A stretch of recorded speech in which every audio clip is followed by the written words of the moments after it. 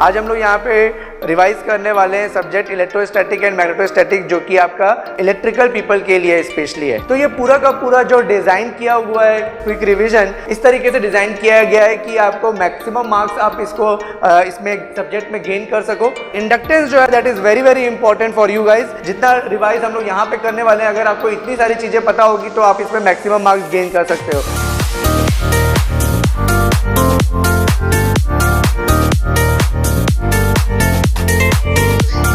Hello everyone, welcome to GATE Academy. आज हम लोग यहाँ पे रिवाइज करने वाले हैं सब्जेक्ट इलेक्ट्रोस्टैटिक एंड मैग्नेटोस्टैटिक, जो कि आपका इलेक्ट्रिकल पीपल के लिए स्पेशली है। ठीक है, ये जो टॉपिक है इलेक्ट्रोस्टैटिक एंड मैग्नेटोस्टैटिक, ये इलेक्ट्रॉनिक्स का एक चैप्टर होता है, लेकिन स्पेशली हम लोग यहाँ पे जो इसको डिस्कस करने वाले हैं या रिवाइज करने वाले हैं वो बिल्कुल फॉर्म होगा आपके इलेक्ट्रिकल इंजीनियरिंग के अकॉर्डिंग। ठीक है, और ये रिवीजन बिल्कुल काम आएगा आपके इलेक्ट्रॉनिक्स स्टूडेंट को भी। तो ये पूरा का पूरा जो डिज़ाइन किया हुआ है क्विक रिवीजन, वो इस तरीके से डिज़ाइन किया गया है कि आपको मैक्सिमम मार्क्स आप इसको इसमें सब्जेक्ट में गेन कर सको।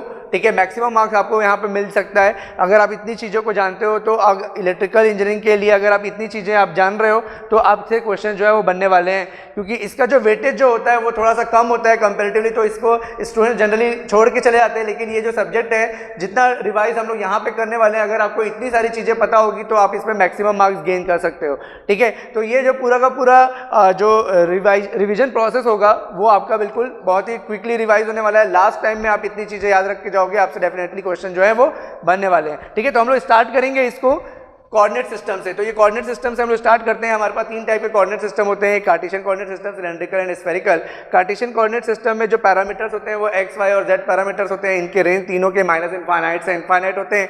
इस कोऑर्डिनेट सिस्टम में जो यूनिट वेक्टर्स हैं वो होते हैं A X, A Y and A Z, and all are orthogonal to each other. मतलब इनका डॉट प्रोडक्ट क्या होता है, जीरो होता है। A X dot A Y dot A Z and A Z dot A X क्या हो जाएगा, जीरो होगा, दे आर ऑर्थोगोनल। इस केस में आपके पास डिफरेंशियल लेंथ का फॉर्मूला इंपॉर्टेंट है, that is D X A X plus D Y A Y plus D Z A Z. Differential length हमेशा हम लोग पॉजिटिव सेलेक्ट करते हैं और इसका लिमिट ऑफ इंटीग्रेशन के थ्रू हम लोग उसके डायरेक्शन को कंपनसेट करते हैं। तो जो भी हो, आप डायरेक्शन किसी भी डायरेक्शन में मूव करो, निगेटिव हो चाहे पॉजिटिव हो, हमेशा हम लोग उसको मेंशन पॉजिटिव ही करते हैं और लिमिट ऑफ इंटीग्रेशन से उसके डायरेक्शन को कंपनसेट करते हैं। डिफरेंशियल सरफेस क्या होता है, तो अगर आपको किसी भी पर्टिकुलर डायरेक्शन में डिफरेंशियल सरफेस दिखना है, मान लो कि जेड के डायरेक्शन में आपको सरफेस दिखना है, तो इन दोनों का मल्टीप्लीकेशन करना है, तो D x into D Y A Z cap. और अगर आपको एक्स के डायरेक्शन में डिफरेंशियल सरफेस दिखना है तो इन दोनों का मल्टीप्लीकेशन करोगे, D Y into D Z in the direction of X आ जाएगा। और अगर आपको वाई के डायरेक्शन में सरफेस लिखना है तो एक्स और जेड को मल्टीप्लाई करो, तो D x d z d y हो जाएगा। डिफरेंशियल वॉल्यूम क्या हो जाएगा, तो डिफरेंशियल वॉल्यूम है d x into D Y into D z, तीनों का मल्टीप्लीकेशन जो होता है वो डिफरेंशियल वॉल्यूम होता है। तो आपको डिफरेंशियल लेंथ बस याद होना चाहिए, आप डिफरेंशियल सरफेस और डिफरेंशियल वॉल्यूम इजीली लिख सकते हो। ठीक है, सिलेंड्रिकल कोऑर्डिनेट सिस्टम में आते हैं तो इसमें हमारे पास 3 पैरामीटर्स होते हैं, रो, फाई एंड जेड। इनके जो रेंज होते हैं वो 0 से इनफाइनाइट, और फाई का जो रेंज है वो 0 से 2 पाई, और जेड आपका सेम है, डिस्टेंस माइनस इनफाइनाइट से इनफाइनाइट। इनके unit vectors a rho, a phi, a z होते हैं। और इनका जो रिलेशन है कार्टेशियन कोऑर्डिनेट सिस्टम से, तो ये आपको पता होना चाहिए कि अगर आपको एक पॉइंट को दूसरे पॉइंट में कन्वर्ट करने आएगा तो उसको आप यहाँ पे लिख सकते हो x equal to rho cos phi, y equal to rho sine phi and z equal to z होता है। इन दोनों इक्वेशन के हेल्प से हमको रो की वैल्यू मिल जाती है, rho equal to root over X square plus Y square and phi equal to tan inverse y by x। और z की वैल्यू सेम डिस्टेंस है कार्टेशियन कोऑर्डिनेट में और सिलेंड्रिकल कोऑर्डिनेट्स में, दोनों में ही z की वैल्यू क्या होती है, सेम होती है। अगर आपको एक वेक्टर को दूसरे वेक्टर में एक वेक्टर को एक कोऑर्डिनेट सिस्टम से दूसरे कोऑर्डिनेट सिस्टम में ट्रांसफॉर्म करना है, तो जैसे कि मेरे पास मान लो कोई वेक्टर है इन सिलेंड्रिकल कोऑर्डिनेट सिस्टम, तो अगर कोई वेक्टर है तो उसके तीनों ही डायरेक्शन में कंपोनेंट होंगे, रो के डायरेक्शन में, फाई के डायरेक्शन में, जेड के डायरेक्शन में। तो वो तीनों कंपोनेंट का जो मैग्नीट्यूड है वो हमारे पास है। ये मैट्रिक्स है, इस मैट्रिक्स और इसके कोफिशिएंट के हेल्प से हम लोग क्या निकाल सकते हैं, ए एक्स, ए वाई और ए जेड। ठीक है, तो ये मैट्रिक्स का जो फर्स्ट कॉलम है हम लोग यहाँ से लिखते हैं, ये कॉस फाई साइन फाई, और यहाँ पे कुछ नहीं है मतलब जीरो है, तो cos phi sine phi zero. फिर इसके बाद हम लोग को जो नेक्स्ट कंपोनेंट लिखना है वो फाई का लिखना है, तो फाई के रिस्पेक्ट में इसको डिफरेंशिएट कर दो, तो कॉस फाई को डिफरेंशिएट करेंगे तो minus sine phi, sine phi को डिफरेंशिएट करेंगे तो कॉस फाई, और जीरो का जीरो हो जाएगा। ठीक है, उसके बाद अब हमारे पास जेड कंपोनेंट है, तो जेड कंपोनेंट निकालने के लिए इसको जेड के रिस्पेक्ट में डिफरेंशिएट करेंगे, तो ये साइन फाई का डिफरेंशिएशन z के रिस्पेक्ट में 0, इसका भी 0, और लास्ट 1 होना चाहिए, because z equal to z in both the case होता है, तो az की वैल्यू az के इक्वल ही रहेगी। ठीक है, इसके बाद इसमें डिफरेंशियल लेंथ में आते हैं, तो डिफरेंशियल लेंथ इसका होता है d rho a rho cap plus rho d phi a phi cap plus D Z A Z cap. And differential surface again इन दोनों का मल्टीप्लीकेशन अगर आप करोगे तो d rho into rho d phi, तो rho d phi into d rho आ जाएगा आपका डायरेक्शन ऑफ जेड। और अगर आप फर्स्ट और थर्ड का मल्टीप्लीकेशन करते हो D rho into D Z, तो यहाँ पे हमको D rho into D Z तो मिल जाएगा फाई के डायरेक्शन में। और अगर इन दोनों का मल्टीप्लीकेशन करोगे यानी रो डी फाई डी जेड, तो rho d phi D Z तो आपको इसके डायरेक्शन में डिफरेंशियल सरफेस मिल जाएगा। और तीनों के मैग्नीट्यूड का मल्टीप्लीकेशन करेंगे तो हमको डिफरेंशियल वॉल्यूम मिल जाएगा। ठीक है, फिर नेक्स्ट आते हैं हम लोग स्फेरिकल कोऑर्डिनेट सिस्टम में। स्फेरिकल कोऑर्डिनेट सिस्टम में भी 3 पैरामीटर्स हैं, आर थीटा एंड फाई। तो आर थीटा एंड फाई हो जाएगा, इसका रेंज होता है आर का 0 से इनफाइनाइट जो कि रेडियस होता है, थीटा आपका जेड एक्सिस से जो एंगल फॉर्म होता है जिसकी लिमिट 0 से पाई होती है, और फाई आपका सेम एजीमुथल एंगल होता है जो एक्स वाई प्लेन पे बनता है जिसका रेंज 0 से 2 पाई होता है। इसमें भी unit vectors A R A theta A phi हैं। इनके जो वैल्यूज हैं एक्स वाई जेड के in terms of R theta and phi और R theta phi in terms of X Y Z, ये रिलेशन हमारे पास होता है। ठीक है, इसमें भी हम लोग एक वेक्टर को एक कोऑर्डिनेट सिस्टम से दूसरे कोऑर्डिनेट सिस्टम में ट्रांसफॉर्म कर सकते हैं। अगेन अगर मेरे पास वेक्टर जो है वो अगर स्फेरिकल कोऑर्डिनेट सिस्टम में दिया है तो उसके आर कंपोनेंट, थीटा कंपोनेंट और फाई कंपोनेंट होंगे, तो आर थीटा और फाई के डायरेक्शन में हमारे पास मैग्नीट्यूड है। अब इस मैट्रिक्स को फिल करने के लिए अगेन मैं इसका हेल्प लूंगा। यहाँ पे एक्स वाई जेड है तो यहाँ ए X A Y A Z लिख दिया, इक्वल टू यहाँ पे साइन थीटा कॉस फाई है तो यहाँ फिल कर दिया sine theta cos phi, sine theta sine phi, sine theta sine phi, और यहाँ पे कॉस थीटा है तो कॉस थीटा। इसके बाद आर कंपोनेंट हो गया, आर के बाद आता है थीटा, तो थीटा के रिस्पेक्ट में इसको डिफरेंशिएट कर दो, तो इसको डिफरेंशिएट करेंगे तो साइन थीटा से कॉस थीटा, यहाँ से साइन थीटा से कॉस थीटा, और कॉस थीटा का differentiation with respect to theta minus sine theta, ये आ जाएगा। उसके बाद हमको चाहिए फाई, तो फाई के रिस्पेक्ट में हम लोग डिफरेंशिएट करेंगे तो कॉस फाई का माइनस साइन फाई का कॉस फाई, और यहाँ पे फाई का कंपोनेंट नहीं है तो उसका डिफरेंशिएशन 0 हो जाएगा। तो ये याद रखने का तरीका है कि कैसे आप इस मैट्रिक्स को याद रख सकते हो।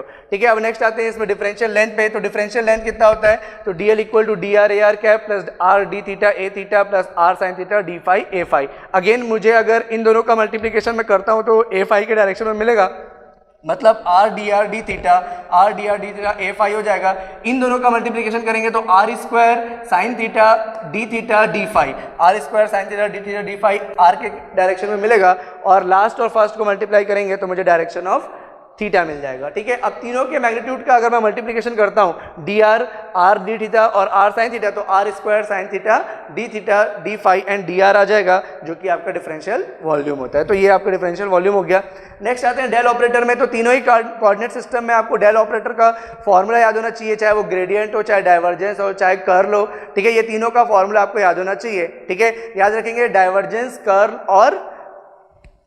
कर्ल और ग्रेडियंट, ये तीनों का फॉर्मूला तीनों कोऑर्डिनेट सिस्टम में आपको याद होना चाहिए। वो लेंथी फॉर्मूला है, मैंने यहाँ पे मेंशन नहीं किया है। ठीक है, लेकिन उससे जो आने वाले कंक्लूजन है उससे रिलेटेड क्वेश्चंस हमको आते हैं। दैट इज कि पहला आपको पूछा जाता है कि कोई वेक्टर डाइवर्जेंस लेस है कि नहीं है या सोलेनॉइड है कि नहीं है, तो उसके लिए उसका डाइवर्जेंस क्या होना चाहिए, 0 होना चाहिए। A vector is said to be divergence less अगर उसका डाइवर्जेंस क्या आएगा, 0 आएगा। अगर एक वेक्टर है उसका कर्ल 0 आ रहा है, इसका मतलब है कि वो वेक्टर जो है वो इररोटेशनल है या कंजर्वेटिव नेचर का है। ठीक है, तो a vector is said to be conservative और irrotational if the curl of this vector is 0।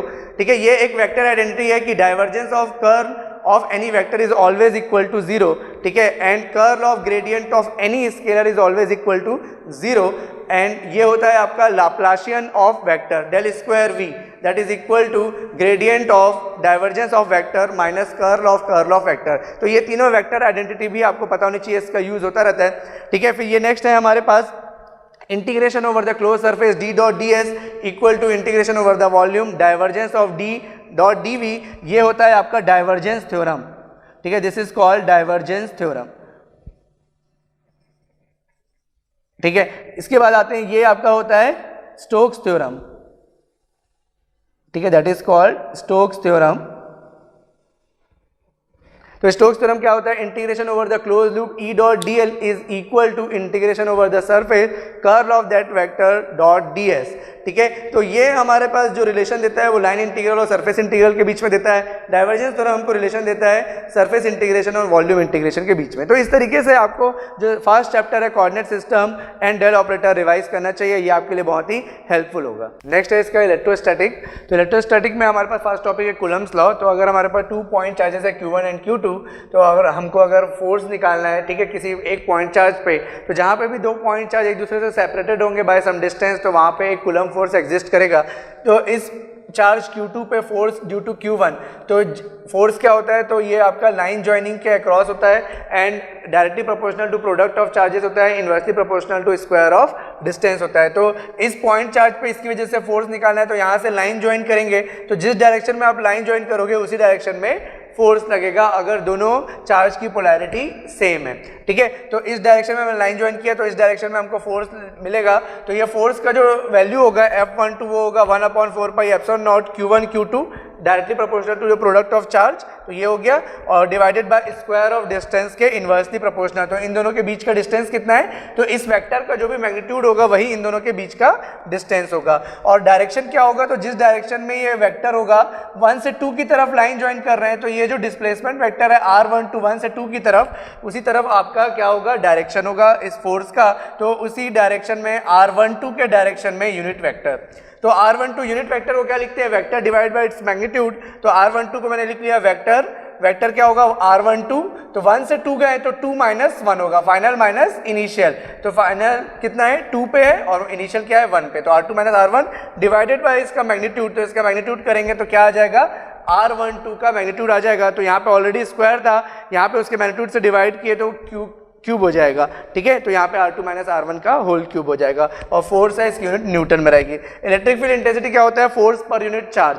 तो अगर मान लो इस पर्टिकुलर पॉइंट Q2 पे ही मुझे फोर्स मैंने निकाला, अब मुझे मान लो इलेक्ट्रिक फील्ड इंटेंसिटी निकालना है, तो इस पे electric field intensity due to this charge क्या होगा, तो जिस पॉइंट पे हमको निकालना है उसी चार्ज से हम डिवाइड कर देते हैं। तो Q2 से मैं बोथ साइड डिवाइड कर दिया, तो Q2 से डिवाइड किया तो F12 डिवाइड बाई Q2 आ गया, तो ये Q2 आपका कैंसिल हो गया, तो Q1 यहाँ पे 4πε0 R2 माइनस R1 का होल क्यूब, और ये आ जाएगा R2 माइनस R1 वेक्टर, ठीक है। तो ये हो जाएगा आपका electric field intensity force per unit charge. तो जिस भी पॉइंट पे आपको फील्ड इंटेंसिटी की वैल्यू निकालनी है वहाँ पे चार्ज की रिक्वायरमेंट नहीं होती है, क्योंकि उसी चार्ज से हम लोग डिवाइड करते हैं, ठीक है। और इसकी यूनिट क्या होती है, तो फोर्स पर यूनिट चार्ज से न्यूटन पर कूलम, या फिर मोस्ट पॉपुलर यूनिट जो है वो वोल्ट पर मीटर है, ठीक है। 1/4πε0 की डायरेक्ट वैल्यू 9 × 10⁻⁹ होती है, ε0 की वैल्यू 8.854 × 10⁻12 या 10⁻⁹ डिवाइडेड बाय 36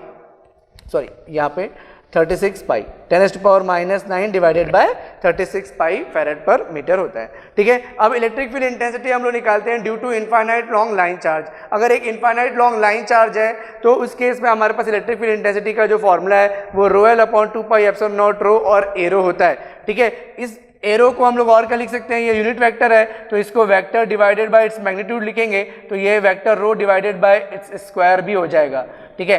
तो यहाँ पे हम लोग इसको इस फॉर्म में भी लिख सकते हैं। तो वेक्टर रो क्या होता है ये निकालना इंपॉर्टेंट है। तो वेक्टर रो क्या होता है, तो हमारे पास अगर एक लाइन चार्ज है इस तरीके से, मान लो कि ये पॉजिटिवली चार्ज है, ठीक है। इस लाइन चार्ज को अगर मैं डिनोट कर रहा हूँ x=0 और z=h प्लेन से, तो लाइन चार्ज को हमेशा डिफाइन किया जाता है दो प्लेन से, क्योंकि दो प्लेन का जो इंटरसेक्शन होगा, अगर ये एक प्लेन है ये एक प्लेन है, इसका इंटरसेक्शन जो होगा वो एक लाइन के फॉर्म में आएगा।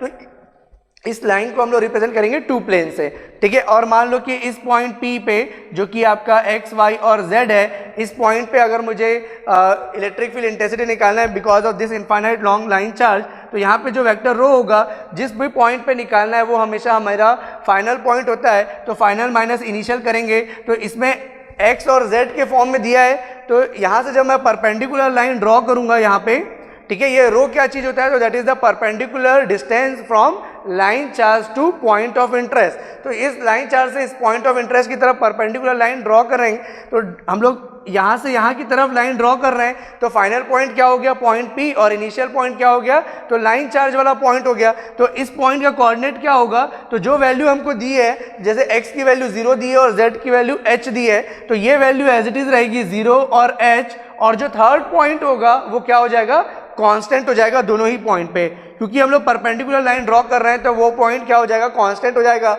मतलब इस पॉइंट का जो कोऑर्डिनेट होगा वो 0, y और h होगा। अब फाइनल माइनस इनिशियल करेंगे तो ये आ जाएगा x ax और y माइनस y 0 हो गया, और z माइनस h az। तो इस तरीके से हम लोग ये परपेंडिकुलर डिस्टेंस रो निकालते हैं और उसके मैग्नीट्यूड का स्क्वायर कर देंगे तो रो स्क्वायर आ जाएगा, ठीक है। फिर electric field due to circular ring, तो सर्कुलर रिंग के केस में क्या होता है, तो ρl × ρh upon 2πε0 rho square plus h square whole to the power 3/2। तो ये जो सर्कुलर रिंग में रो होता है ये रेडियस ऑफ रिंग है, ठीक है, this is nothing but radius of this circular ring, और h जो है वो हाइट है जहां पे हमको क्या निकालना है, इलेक्ट्रिक फील्ड इंटेंसिटी निकालना है। जैसे हमारे पास ये एक सर्कुलर रिंग है, तो यहां से h हाइट पे, इस h हाइट पे अगर मुझे 0 h पे अगर मैं इलेक्ट्रिक फील्ड इंटेंसिटी कैलकुलेट कर रहा हूं, तो h वो डिस्टेंस होगा जो इस सर्कुलर रिंग से पॉइंट ऑफ इंटरेस्ट के बीच का डिस्टेंस है। ठीक है, तो ये आ जाएगा हमारे पास। ठीक, इसके बाद जो हमको नेक्स्ट जो निकालना है वो electric field due to circular disc है। तो सर्कुलर डिस्क की वजह से इलेक्ट्रिक फील्ड होगा ρ s upon 2 epsilon not in bracket 1 minus h upon r square plus h square to the power 1/2 और an कैप। तो an कैप क्या show कर रहा है, इलेक्ट्रिक फील्ड का जो डायरेक्शन होगा वो नॉर्मल टू द प्लेन होगा। जैसे अगर ये सर्कुलर रिंग जिस भी प्लेन में प्लेस है उसके नॉर्मल डायरेक्शन में इलेक्ट्रिक फील्ड होगा, वैसे ये सर्कुलर डिस्क भी जिस भी प्लेन में प्लेस होगा उसके नॉर्मल डायरेक्शन में इलेक्ट्रिक फील्ड एग्जिस्ट करेगा। ठीक है, फिर electric field due to infinite sheet, तो इसकी वैल्यू जो है वो कांस्टेंट होती है, डिस्टेंस पे डिपेंड नहीं करता, ρ s अपॉन 2 एप्सिलॉन नॉट होगा। और an कैप अगेन ये क्या शो कर रहा है कि नॉर्मल वेक्टर के डायरेक्शन पे होगा। ठीक है, तो नॉर्मल वेक्टर के डायरेक्शन में होगा, इसका मतलब क्या है कि जिस भी प्लेन में आपका ये शीट प्लेस है उसके नॉर्मल डायरेक्शन में इलेक्ट्रिक फील्ड एग्जिस्ट करेगा। अगर आपका point of interest positive direction पे है तो इलेक्ट्रिक फील्ड, ये जो नॉर्मल वेक्टर है वो पॉजिटिव होगा, और अगर point of interest negative direction में है तो ये नॉर्मल वेक्टर नेगेटिव होगा। फॉर एग्जाम्पल, अगर मान लो कि मैं इस तरीके से एक शीट कंसिडर करता हूँ, ठीक है, ये आपका मान लो कि कोई शीट है, पॉजिटिवली चार्ज है, ठीक है, ये y इक्वल टू 0 पे प्लेस है। ठीक है, तो यहाँ पे मान लो कि वैल्यू है हमारे पास 0, 5 एंड 0। ठीक है, y एक्सिस है ये, तो 0, 5, 0। तो इस शीट से इस पॉइंट तक जाने के लिए ये y इक्वल टू 0 से मैं y इक्वल टू 5 की तरफ जा रहा हूँ, मतलब मैं पॉजिटिव डायरेक्शन में जा रहा हूँ, तो यहाँ पे an की वैल्यू जो होगी वो प्लस az कैप हो जाएगा। अगर इस शीट से इस पॉइंट तक जाने के लिए मान लो कि ये पॉइंट है 0, -2, 0, तो 0 से -2 की तरफ मैं जाऊंगा तो मैं नेगेटिव डायरेक्शन में जाऊंगा, तो इस केस में मैं an को क्या लूंगा, -ay कैप। ठीक है, यहाँ पे क्या हो जाएगा, -ay कैप।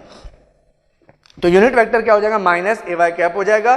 तो ये हमको देखना है कि जिस भी पॉइंट ऑफ इंटरेस्ट की तरफ हम मूव कर रहे हैं तो डायरेक्शन हमारा क्या है, पॉजिटिव है या नेगेटिव है, और जिस भी प्लेन में हमारा ये शीट प्लेस है उसी के डायरेक्शन पे हमारा यूनिट वेक्टर होगा। पॉजिटिव और नेगेटिव इस बात पर डिपेंड करेगा कि आप कौन से डायरेक्शन में मूव कर रहे हो। ठीक है, फिर आते हैं इलेक्ट्रिक फ्लक्स पे। इलेक्ट्रिक फ्लक्स है आपका xi equal to integration over the surface d dot ds, coulombs में इसको मेजर करते हैं। d जो होता है वो इलेक्ट्रिक फ्लक्स डेंसिटी होता है जिसका unit coulomb per metre square होता है, उसकी value epsilon naught into E होती है।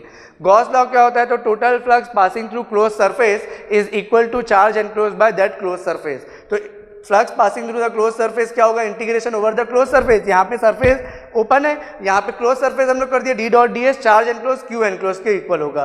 ठीक है, और ये आपका मैक्सवेल का फर्स्ट इक्वेशन है। मैक्सवेल का फर्स्ट इक्वेशन होता है integration over the close surface d dot D S equal to integration over the volume rho v d v. तो इस तरीके से आपको पता होना चाहिए कि मैक्सवेल इक्वेशन कहाँ से डिराइव होता है, तो फर्स्ट आपका गॉस लॉ से डिराइव होता है, और इसका जो डिफरेंशियल फॉर्म है वो है divergence of d equal to rho v. अगर आपको सोर्स फ्री रीजन दिया है तो रो वी की वैल्यू 0 हो जाएगी। ठीक है, सोर्स फ्री के लिए रो वी 0 होगा, तो यहाँ पे डाइवर्जेंस ऑफ डी कितना आ जाएगा, 0 आ जाएगा। Next, electric field due to conducting sphere. तो कंडक्टिंग स्फीयर में चार्जेस जो हैं वो इसके सरफेस पे होते हैं, इनसाइड कोई भी चार्ज नहीं होता है। तो 3 डिफरेंट पॉइंट पे हम लोग इलेक्ट्रिक फील्ड की वैल्यू देखेंगे। तो अगर इस सरफेस स्फीयर के बाहर में इलेक्ट्रिक फील्ड इंटेंसिटी निकालूं तो वो k/r² होगा, जहाँ पे k की वैल्यू 1/4π एप्सिलॉन नॉट है। ठीक है, q/r² जिस भी डिस्टेंस पे हमको निकालना है। एग्जैक्टली अगर सरफेस पे इलेक्ट्रिक फील्ड इंटेंसिटी निकालना है तो r की वैल्यू r के इक्वल हो जाएगी, तो यहाँ पे ये r की वैल्यू कैपिटल R के इक्वल हो जाएगी। इनसाइड द कंडक्टिंग स्फीयर अगर इलेक्ट्रिक फील्ड बोलेंगे तो क्या होगा, 0 होगा, क्योंकि inside the conductor electric field क्या होता है, 0 होता है, वो हमको पता है। तो यही चीज यहाँ पे प्रूफ होती है using Gauss law. Electric field due to non conducting sphere क्या होता है, तो नॉन कंडक्टिंग स्फीयर में जितने भी चार्जेस हैं वो इनसाइड द स्फीयर डिस्ट्रीब्यूटेड होते हैं। तो r ग्रेटर देन r पे तो वो सेम बिहेव करता है k/r² के इक्वल, और r exactly equal to r पे यहाँ पे k/R² होता है। बट क्योंकि इसके इनसाइड में चार्जेस एग्जिस्ट कर रहे हैं तो इस केस में electric field inside the sphere 0 नहीं होगा, उसकी कुछ वैल्यू मिलती है जिसकी value k/r divided by r³ मिलता है। सभी में जो डायरेक्शन है वो ar कैप रहेगा, रेडियल डायरेक्शन में इलेक्ट्रिक फील्ड रहेगा। ठीक है, यहाँ पे मैंने वेक्टर साइन शो किया है, तो सभी में ar कैप आपका प्रेजेंट रहेगा। ठीक है। तो k q r divided by r cube, मतलब यहाँ पे इलेक्ट्रिक फील्ड जो है वो inside the sphere linearly vary होता है, और जैसे ही सरफेस पे आएगा हमको मैक्सिमम मिलेगा, और जैसे ही हम सरफेस से बाहर जाएंगे तो वो डिक्रीज होते जाएगा। तो अगर मैं इसका प्लॉट करूंगा तो कुछ इस तरीके से मिलेगा, इलेक्ट्रिक फील्ड वर्सेस आर।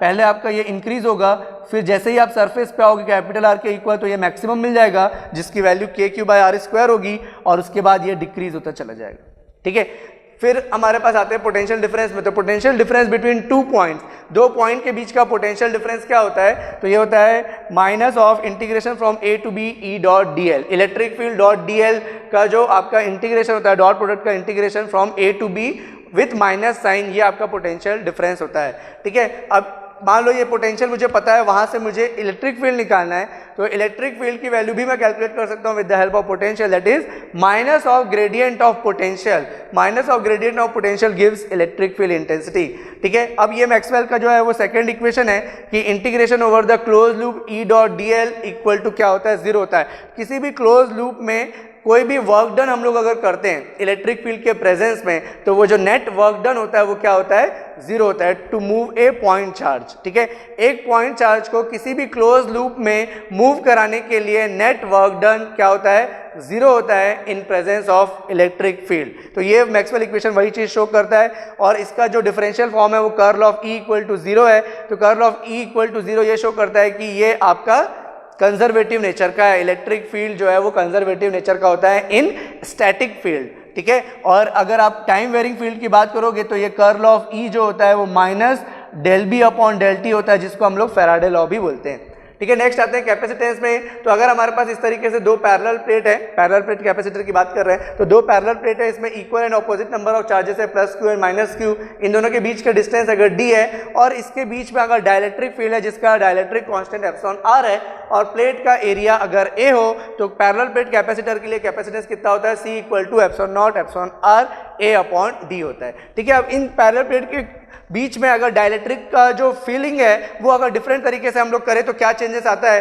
तो अगर मैं इसके हाफ पोर्शन पे, इस प्लेट के हाफ पोर्शन पे अगर मैं दूसरा डाइलेक्ट्रिक फील कर दूं, और अदर हाफ पोर्शन पे डिफरेंट डाइलेक्ट्रिक फील कर दूं, और ये डाइलेक्ट्रिक जो है वो थ्रू आउट द डिस्टेंस अगर मैं फिल कर दूं, पूरे डिस्टेंस डी तक, ठीक है, तो इस केस में ये दोनों क्या होते हैं, इसको हम लोग बोलते हैं शंट कनेक्शन, ठीक है। इस केस में हम लोग बोलते हैं इसको शंट कनेक्शन। तो शंट कनेक्शन में क्या होगा, तो C equal to C1 plus C2, तो यहाँ पे दो डिफरेंट कैपेसिटिव मीडियम फॉर्म हो रहे हैं, तो इस वजह से जो ओवरऑल कैपेसिटेंस होगा ये इनके पैरेलल कॉम्बिनेशन के इक्वल होगा, और पैरेलल कॉम्बिनेशन में दोनों कैपेसिटेंस ऐड होते हैं, तो C1 प्लस C2। अब आप देख रहे हो कि इस प्लेट का जो एरिया है वो पहले A था, लेकिन इसके हाफ पोर्शन में अब हम लोग क्या कर दिए, डाइलेक्ट्रिक फिल कर दिए, तो इसका एरिया क्या हो गया, हाफ हो गया। तो अब जब मैं इसका कैपेसिटेंस देखूंगा तो epsilon naught epsilon R1 A upon 2 into D, ठीक है। तो ये एरिया हाफ हो गया, और इन दोनों के बीच का डिस्टेंस कितना है, अभी भी D है, तो इसीलिए epsilon naught epsilon R1 A upon D आ जाएगा, और C2 क्या होगा, तो इसके लिए भी आपका सेम हो जाएगा। अब इसमें अगर हम लोग देखेंगे तो इसमें मैंने पूरा हाफ पोर्शन तक दोनों प्लेट के बीच का डिस्टेंस D था, ये दोनों के प्लेट के बीच का डिस्टेंस D था, इसमें मैंने हाफ पोर्शन तक दूसरा डाइलेक्ट्रिक फिल किया है, और अदर हाफ में दूसरा डाइलेक्ट्रिक फिल किया है। तो इस केस में ये जो प्लेट का एरिया है उस पूरे एरिया में मैंने डाइलेक्ट्रिक फिल किया है। यहाँ पे मैंने हाफ पोर्शन में डाइलेक्ट्रिक चेंज किया था, लेकिन ये जो मैं डाइलेक्ट्रिक फिल कर रहा हूँ इस पूरे एरिया में फिल कर रहा हूं, तो इसीलिए इसमें प्लेट का जो एरिया है वो चेंज नहीं होगा, बट इस डाइलेक्ट्रिक को मैं डिस्टेंस वाइज हाफ सबमिट किया हूँ, हाफ फिल किया हूँ, तो यहाँ पे क्या होगा, एप्सिलॉन नॉट एप्सिलॉन आर ए, और ये जो डिस्टेंस है वो हाफ हो जाएगा, D/2 हो जाएगा, और रिमेनिंग हाफ में फिर से हम लोग दूसरा डाइलेक्ट्रिक फिल किए, तो यहाँ पे डाइलेक्ट्रिक कांस्टेंट चेंज हो जाएगा। प्लेट का एरिया दोनों ही केस में सेम है, यहाँ पे भी ये जो डाइलेक्ट्रिक फिल हुआ है ये पूरे प्लेट एरिया में हुआ है, तो इसलिए ये एरिया सेम रहेगा, लेकिन प्लेट के बीच का जो डिस्टेंस है वो D/2 है, तो यहाँ पे भी D/2 हो जाएगा। तो इस तरीके से हम लोग जो स्टडी करेंगे अगर इलेक्ट्रोस्टैटिक हो, तो हमारा जो क्वेश्चन है वो जरूर यहाँ से बनेंगे हमसे, ठीक है। नेक्स्ट है आपका मेथड ऑफ इमेज। तो मेथड ऑफ इमेज में क्या होता है कि एक परफेक्ट कंडक्टिंग प्लेन है, दैट शुड बी ग्राउंडेड। अगर उसके अबव कोई भी चार्ज डिस्ट्रीब्यूशन प्लेस है, लाइक पॉइंट चार्ज और लाइन चार्ज, तो according to method of image this perfect conducting grounded plane is replace by equipotential surface और the zero potential V equal to 0 and the point charge distribution itself and the image of its charge. तो जितने height में इसके above charge है उतना ही उसका opposite charge उतने ही उसके बिलो डिस्टेंस पे प्लेस होगा, ठीक है। जैसे प्लस क्यू चार्ज है तो माइनस क्यू यहाँ पे प्लेस होगा, तो ये इमेज चार्ज है, ये आपका ओरिजिनल चार्ज है और ये आपका इक्विपोटेंशियल सरफेस है या v इक्वल टू 0 है, ठीक है। यहाँ पे ये प्लस रो एल था तो यहाँ माइनस रो एल हो गया। तो परफेक्ट यहाँ पे ध्यान देना है हमको कि अगर कभी भी परफेक्ट कंडक्टिंग प्लेन के अबव में कोई भी चार्ज प्लेस है तो उसको सिंगल चार्ज नहीं कंसिडर करना है, उसमें इमेज चार्ज भी हमको कंसिडर करना है, ठीक है। बाकी ये सारी चीज़ें जो हम लोगों ने इलेक्ट्रोस्टैटिक में देखा कि किसी भी पॉइंट चार्ज की वजह से इलेक्ट्रिक फील्ड कितना होता है, लाइन चार्ज की वजह से इलेक्ट्रिक फील्ड कितना होता है, तो वो अब सिर्फ एक चार्ज की वजह से एग्जिस्ट नहीं करेगा, इन दोनों चार्ज की वजह से एग्जिस्ट करेगा या इन दोनों लाइन चार्ज की वजह से एग्जिस्ट करेगा। अगर मान लो कि two semi infinite perfect conducting plane है, ठीक है, उसके बीच में आपका ये पॉइंट चार्ज प्लेस है प्लस क्यू का, ठीक है, जो कि दोनों एक दूसरे से थीटा एंगल पे इंक्लाइन है, तो उस केस में नंबर ऑफ इमेज चार्जेस कितने होंगे, तो number of image charges 360 divide by theta minus 1 image charges होते हैं, ठीक है। अब इलेक्ट्रिक बाउंड्री कंडीशन पे आते हैं, तो बाउंड्री कंडीशन क्या बोलता है, जहां पे हमारे पास एक बाउंड्री हो जो दोनों रीजन को सेपरेट कर रहा हो, ठीक है। जैसे कि हमारे पास मान लो कि ये एक बाउंड्री है z इक्वल टू 0, तो यहाँ पे हमारे पास मीडियम 1 है और मीडियम 2 है और एक रीजन में इलेक्ट्रिक फील्ड दिया हुआ है और सेकेंड रीजन का इलेक्ट्रिक फील्ड अगर मुझे कैलकुलेट करना है, ठीक है। ये एक बाउंड्री है जो दोनों रीजन को सेपरेट कर रहा है, रीजन 1 एंड रीजन 2, और इस रीजन का इलेक्ट्रिक फील्ड मुझे गिवन है और इस मीडियम का कैरेक्टरिस्टिक्स भी गिवन है, तो उस केस में मैं सेकंड रीजन पे इलेक्ट्रिक फील्ड निकाल सकता हूं बाउंड्री कंडीशन की हेल्प से कि दोनों ही रीजन में tangential component of electric field हमेशा सेम होता है और normal component of electric flux density same होता है। अगर ये जो बाउंड्री है उसमें अगर कोई चार्ज एग्जिस्ट कर रहा है, मतलब क्योंकि ये बाउंड्री है आपका, ठीक है, तो ये जो बाउंड्री है अगर इसमें चार्ज एग्जिस्ट करेगा तो बाउंड्री जो होगी वो क्या होगा, एक प्लेन होगा, तो इस प्लेन पे अगर चार्ज एग्जिस्ट करेगा तो इन दोनों रीजन का जो इलेक्ट्रिक फ्लक्स डेंसिटी का जो डिफरेंस है वो उस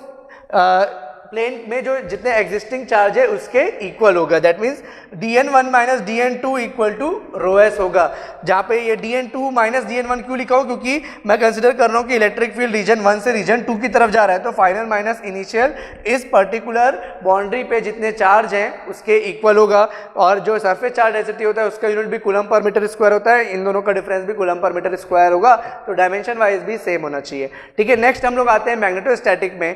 तो इलेक्ट्रोस्टैटिक में इतना पोर्शन अगर आप कवर करके जाओगे तो आपको दिक्कतें नहीं आएंगी, ठीक है। इसके जो बेसिक क्वेश्चंस है वो आपसे डेफिनेटली बनते रहेंगे, ठीक है। तो नेक्स्ट हम लोग देखेंगे मैग्नेटोस्टैटिक। तो मैग्नेटोस्टैटिक के जो बहुत ही कुछ टॉपिक ही सेलेक्टेड टॉपिक ही हमको स्टडी करना है, तो उसमें हमारे पास जो है फर्स्ट बायो-सैवर्ट्स लॉ है। तो बायो-सैवर्ट्स लॉ के अकॉर्डिंग किसी भी कंडक्टर की वजह से हम मैग्नेटिक फील्ड कंसिडर करते हैं, तो मैग्नेटिक फील्ड अगर मुझे किसी डिस्टेंस r पे कैलकुलेट करना है तो उसके लिए बायो-सैवर्ट्स लॉ होगा इंटीग्रेशन ओवर द लेंथ, यानी कंडक्टर का जो लेंथ है, IDL cross ar cap divided by 4 pi r square. इस यूनिट वेक्टर को वेक्टर के फॉर्म में लिखेंगे तो 4 पाई r क्यूब हो जाएगा, ठीक है। अगर मान लो कि एक स्ट्रेट कंडक्टर है, इस तरीके से एक स्ट्रेट कंडक्टर है, उसकी वजह से अगर किसी पॉइंट पे मुझे मैग्नेटिक फील्ड निकालना है तो इसके लोअर एंड को मैं इस पॉइंट से लाइन ज्वाइन करूंगा, इसके अपर एंड को मैं इस पॉइंट से लाइन ज्वाइन करूंगा, तो लोअर एंड जो आउटर साइड पे जो एंगल बना रहा है अल्फा 1 और अपर एंड जो इनर साइड में जो एंगल बना रहा है अल्फा 2, और ये अगर आपका ओरिजिन है, ठीक है, तो इस कंडक्टर से इस पर्टिकुलर पॉइंट जिस पॉइंट पे हमको निकालना है वहां तक का परपेंडिकुलर डिस्टेंस रो होता है। तो इस केस में हमारा जो मैग्नेटिक फील्ड होता है I/4 pi rho cos alpha 2 minus cos alpha 1 and a phi cap होता है, ठीक है। तो ये अगर आपका फाइनाइट लेंथ होगा, और अगर मान लो कि इनफाइनाइट लॉन्ग हो गया तो इनफाइनाइट लॉन्ग में I/2 pi row a phi cap होता है, और सेमी इनफाइनाइट के केस में I/4 pi row a phi cap होता है, जहाँ पे ए फाई जो है वो उसके डायरेक्शन को शो करता है, जो आप राइट हैंड रूल से भी निकाल सकते हो या फिर इसके क्रॉस प्रोडक्ट से भी निकाल सकते हो। ए एल कैप क्या है, जिस डायरेक्शन में करंट फ्लो हो रहा है उसका यूनिट वेक्टर, और एरो क्या है, तो जिस डायरेक्शन में आप परपेंडिकुलर लाइन ड्रॉ कर रहे हो उसका यूनिट वेक्टर। परपेंडिकुलर लाइन हमेशा कहाँ से कहाँ होता है, conductor two point of interest, ठीक है, तो उस डायरेक्शन का यूनिट वेक्टर।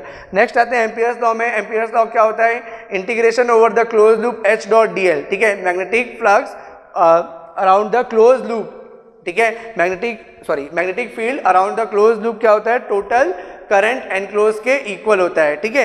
तो यहाँ पे हमारे पास integration over the close loop H dot dl, ये करंट एनक्लोज के इक्वल होगा। अगर ये कंडक्टर है, इसको अगर हम लोग एनक्लोज कर रहे हैं इस तरीके से, तो इस कंडक्टर में से जितने भी करंट फ्लो हो रहे होंगे उस करंट के इक्वल होगा integration over the close loop H dot dl, ठीक है। फिर यहाँ पे हम लोग मैक्सवेल का थर्ड इक्वेशन डिराइव करते हैं, जो कि integration over the close loop H dot dl is equal to integration over the surface J dot ds होता है।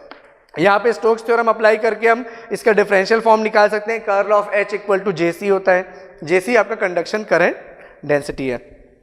टाइम वेरिंग फील्ड के लिए curl of H equal to JC plus JD होगा। JC conduction current density है तो ये sigma into E होगा, sigma conductivity है, और JD होता है डिस्प्लेसमेंट करंट डेंसिटी जो कि del D upon del T के इक्वल होता है। फिर मैग्नेटिक फ्लक्स पे आते हैं, तो जैसे हम लोग इलेक्ट्रिक फ्लक्स डिफाइन किए थे वैसे मैग्नेटिक फ्लक्स भी होता है। Integration over the surface B dot DS equal to magnetic flux जाई, और इसकी यूनिट होती है weber. B equal to mu H होता है ना, और इसकी यूनिट होती है टेस्ला या weber per metre square. Integration over the close surface B dot DS हमेशा 0 होता है, तो ये हमारा फोर्थ इक्वेशन होता है मैक्सवेल का, और इसका जो डिफरेंशियल फॉर्म है del dot B equal to 0 होगा। तो ये हो गया आपके चारों मैक्सवेल इक्वेशन, ठीक है। तो अब नेक्स्ट देखते हैं बी ड्यू टू सोलेनॉइड। तो सोलेनॉइड की वजह से जो मैग्नेटिक फील्ड आता है B is equal to mu not N I upon L होता है, और बी ड्यू टू टोरॉइड होता है mu not N I upon 2 pi R. Inductance जो है that is very very important for you guys, ठीक है। तो इंडक्टेंस का जो वैल्यू होता है L equal to lambda by I होता है। लैम्डा इज फ्लक्स लिंकेज, ठीक है, लैम्डा इज फ्लक्स लिंकेज, और फ्लक्स लिंकेज जो लैम्डा है इसकी इक्वल टू होती है वैल्यू होती है एन इंटू जाई के इक्वल। नंबर ऑफ टर्न जिससे फ्लक्स लिंक करता है उसको हम लोग फ्लक्स लिंकेज बोलते हैं। तो यहाँ पे एन नंबर ऑफ टर्न्स है और जिससे लिंक कर रहा है ये फ्लक्स जाई, तो ये जाई की वैल्यू होती है बी इंटू ए, या फिर आप इसको इस तरीके से भी लिख सकते हो N B dot D S, ठीक है। जाई क्या होता है आपका, तो जाई equal to B dot D S over the surface. तो यहाँ पे मैं डायरेक्टली उसका क्रॉस सेक्शन एरिया ले लिया हूँ, तो N B A upon I होगा। और सोलेनॉइड के लिए जो इंडक्टेंस है mu not N square A upon L, ये बहुत ही इंपॉर्टेंट फॉर्मूला है, ठीक है। तो यहाँ पे सोलेनॉइड के लिए आपको बहुत बार पूछा जाता है। फिर एनर्जी स्टोर जो होता है वो क्या होता है आपका 1/2 integration over the volume B dot H D V, और इंडक्टर में कितना होता है एनर्जी स्टोर, तो हाफ एल आई स्क्वायर। ये भी आपसे पूछा जाता है एनर्जी स्टोर्ड इन सोलेनॉइड, तो एनर्जी स्टोर्ड इन सोलेनॉइड अगर पूछेगा तो यही आपका 1/2 एल आई स्क्वायर होगा, ठीक है। नेक्स्ट आते हैं हम लोग मैग्नेटिक बाउंड्री कंडीशन में। तो मैग्नेटिक बाउंड्री कंडीशन में जो फ्लक्स डेंसिटी है दोनों रीजन का वो सेम होता है, ठीक है। बाउंड्री कंडीशन तो आप समझ गया, एक बाउंड्री होगी जो दो रीजन को सेपरेट करेगा, तो दोनों में जो फ्लक्स डेंसिटी है वो क्या होगा, सेम होगा। और मैग्नेटिक फील्ड का टेंजेंशियल कंपोनेंट दोनों रीजन में सेम होगा जब तक कि उस इंटरफेस में कोई भी करंट फ्लो नहीं हो रहा है, ठीक है। ये जो इंटरफेस है, ये जो बाउंड्री है, इसमें से अगर कोई भी करंट फ्लो नहीं हो रहा है तो इनके टेंजेंशियल कंपोनेंट भी इक्वल होंगे। अगर करंट फ्लो हो रहा है तो H1 माइनस H2 का क्रॉस प्रोडक्ट AN12 के साथ वो उस सरफेस में फ्लो होने वाले करंट के इक्वल होगा, सरफेस करंट डेंसिटी के इक्वल होगा। तो K क्या चीज़ है, सरफेस करंट डेंसिटी है। नेक्स्ट आते हैं फैराडेज लॉ में। तो इंड्यूस्ड EMF किसके होता है, rate of change of flux linkage. तो minus of rate of change of flux linkage के इक्वल होगा आपका वोल्टेज इंड्यूस्ड EMF, ठीक है। जब तक कि आपका मैग्नेटिक फील्ड कांस्टेंट रहेगा, देयर इज नो, जब तक कि आपका जो करंट फ्लो हो रहा है और उस करंट फ्लो होने की वजह से मैग्नेटिक फील्ड जो जनरेट हो रहा है तो वो अगर चेंज नहीं होगा तो आपका कोई भी वोल्टेज इंड्यूस नहीं होगा। लेकिन अगर मैग्नेटिक फील्ड टाइम के साथ चेंज होगा, ठीक है, तो उस केस में या करंट फ्लोइंग जो है वो टाइम के साथ अगर चेंज होगा तो इंड्यूस्ड EMF आएगा, ठीक है। तो इंड्यूस्ड EMF आ जाएगा minus D lambda upon del T, और लैम्डा जो होता है फ्लक्स लिंकेज, उसकी वैल्यू पुट करने के बाद जो इंड्यूस्ड EMF की वैल्यू आएगी वो minus N integration over the close surface del upon del T into D S आएगा। क्लोज सरफेस से लगाया हूं क्योंकि क्लोज लूप होगा तभी वहां पे करंट फ्लो होगा, ठीक है। तो ये आपका हो गया फैराडे लॉ। फैराडे लॉ के हेल्प से हमारे पास मैक्सवेल का एक इक्वेशन आता है जो हम ऑलरेडी डिस्कस कर चुके हैं। तो इस तरीके से आप रिवाइज करेंगे तो आपका EMT का जो क्वेश्चन है वो भी आप बनेगा, ठीक है। तो आप इसको इतना पोर्शन एटलीस्ट कवर करके जाइए जब आप EMT का इलेक्ट्रोस्टैटिक एंड मैग्नेटोस्टैटिक वाला चैप्टर कर रहे हैं। Thank you and all the best.